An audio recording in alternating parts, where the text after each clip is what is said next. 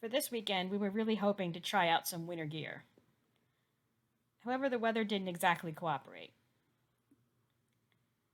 We decided to go anyway, even though there wouldn't be much snow. The route we chose started at a parking lot. We then did a road walk up to the trail and then went up to Mount Everett, Mount Race, and we had planned to spend the first night at Sage's Ravine Campground. For the second day, we had planned to go to Round Mountain, Mount Frisell, pass by Allender Cabin, and end up staying the night just a few miles from our car. However, our actual route didn't exactly look like this. It was one of the first winter weekends with my new parka and some camping gear specific for cold weather. So I learned a lot about the gear on this trip, but I also learned a lot about being flexible. When we got to the trail at Mount Everett, it was pretty much 3 steps forward and 2 steps back. The snow wasn't crunchy and hard at all. In fact, it was quite slushy. The difficult going up the hill made it a lot slower, and it was quite a bit later than anticipated by the time we got to Mount Everett shelter. When we got to the shelter, we took out our lunch, took out the map, and started thinking about alternate routes.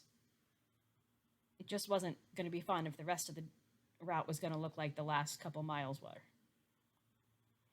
Also, since it was a little later, and it was January with shorter days, we were probably going to be getting into camp at Sage's Ravine, which is our first day number 1 planned stop, a lot later than we had liked.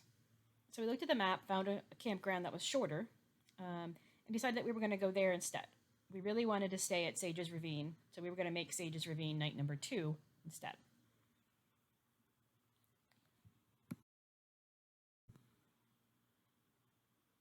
We decided to spend the night at Racebrook Falls campsite. It was a platform site.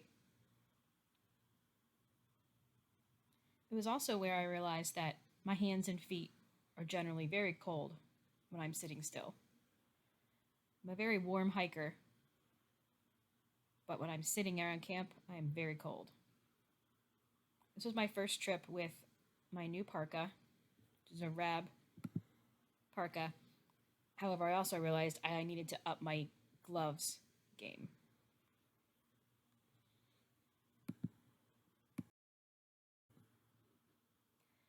The trail to Sage's Ravine Campground is actually quite pretty. There were several waterfalls, some icy, treacherous spots, and some ridge walking in the clouds. I don't have any pictures of Sage's Ravine Campground, however, because it was raining and we were setting up camp when we got there. On that second night, we pretty much just stayed in the tent listening to it rain. However, overnight, my hiking partner fell ill, so in the morning we pretty much just packed up and walked directly back to the car using a forest road.